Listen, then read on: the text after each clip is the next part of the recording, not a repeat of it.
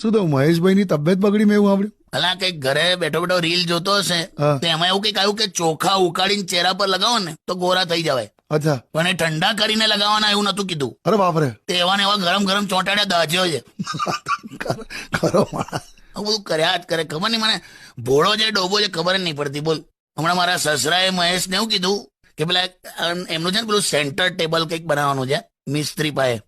તો મહેશને મોકલ્યો મિસ્ત્રી પાસે કે એને એવું કે છે કે ટેબલ જલ્દી જોઈએ છે.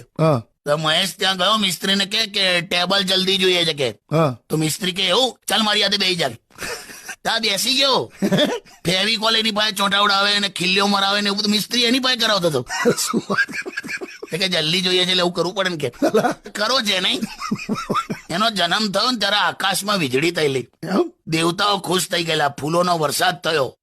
દેશી ઘીના દીવડા પ્રગટ્યા અને ભગવાન બોલ્યા હતા કે ચાલો છૂટ્યા કે હવે આ ધરતી વાળો ભોગવશે. અરે હું હેલો માય યુટ્યુબ ફેમિલી. તો ફ્રેન્ડ્સ તમને મારા કોમેડી વિડીયોઝ રીલ્સ અને પોસ્ટ કેવી લાગે છે ફ્રેન્ડ? પ્લીઝ સારી લાગતી હોય તો લાઈક શેર અને કોમેન્ટ કરજો. અને જે લોકો મારી ચેનલ સાથે નવા જોડાયેલા છે અને મારી ચેનલને સબસ્ક્રાઇબ નથી કરી તો પ્લીઝ સબસ્ક્રાઇબનું બટન દબાવીને પસી જજો.